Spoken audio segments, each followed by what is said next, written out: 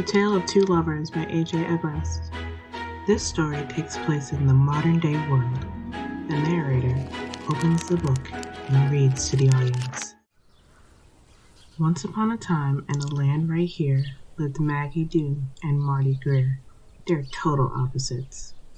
I like to sail. And I like throwing no-good perps into jail. They met in high school on the benches during lunch. They stared passionately while they slurped fruit punch. Actually, they knew right away they would share a life. Sir, the perfect match, future husband and wife. Maggie taps the storyteller on the shoulder. What? I'm trying to tell a story. We didn't meet in high school. Yes, you did. It says so right here. We actually met in a club. Yeah, and it wasn't love at first sight. She was actually pretty weird and off-putting at first. Excuse me? You were the one telling boring cop stories. This town doesn't exactly see a lot of excitement. At least it's more interesting than sailing. If you don't mind, I'd like to finish telling the story. The couple shrug off and let the storyteller continue. Diamonds, tux, and City Hall. The inseparable couple had quite the royal ball. It was actually in my parents' backyard. And we're not inseparable. I need my space from all of that. Clearly, since you didn't want my input for the wedding preparations. We agreed that I would handle the major stuff and you would deal with everything else. There was nothing else, and I only agreed because you throw a hissy fit whenever you don't get your way. Well, you never bothered with the mundane duties before. When was the last time you cleaned a dish or swept the floor? They bought a large house, cozy and wide. I work all day to make sure you don't run yourself ragged. Where's the appreciation? And lived on 1102 Harmony Drive. I never asked you to do that, but the house was starting to look sicker than my patience. Someone had to take care of it. Shh! Whose story is this? Ours. No, this is a fairy tale, and I'm the storyteller. Oh, I'm sorry if our issues got in the way. Not everything is all flowers and rainbows. I feel like I'm graying from all the effort I'm putting in.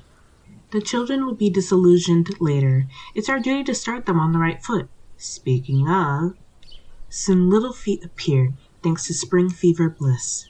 Oh, hell no. Here we go. I've got a bad feeling about this. We are not having kids.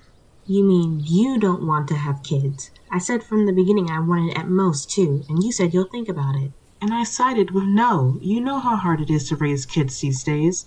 Why don't I just get you a puppy? Better yet, a kitten. Even less work.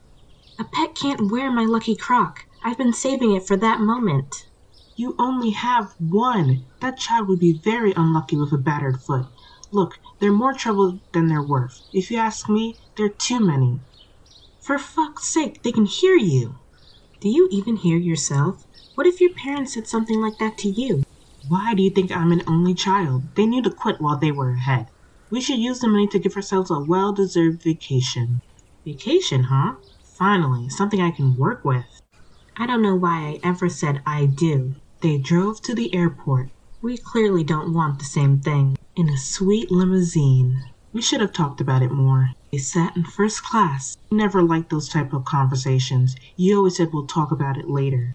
Enjoyed exquisite cuisine. Only because you never took it seriously. Now that I think about it, you knew when you were proposed that you weren't going to change your mind, didn't you?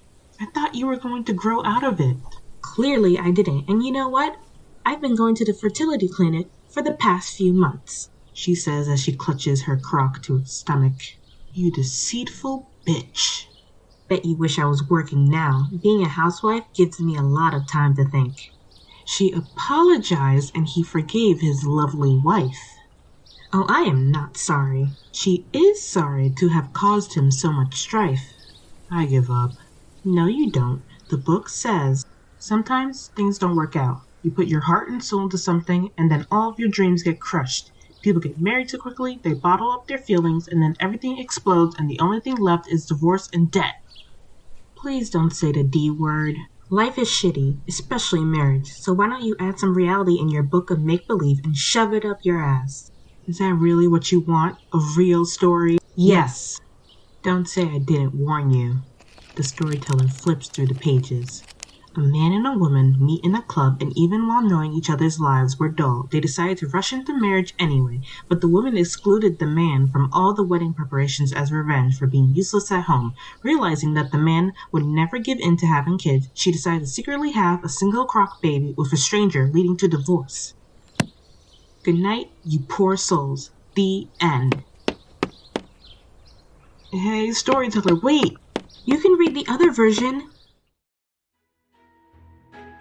You have reached the end of A Tale of Two Lovers by A.J. Agrest. For more stories, please subscribe to this podcast, The Storyteller's Podiobooks.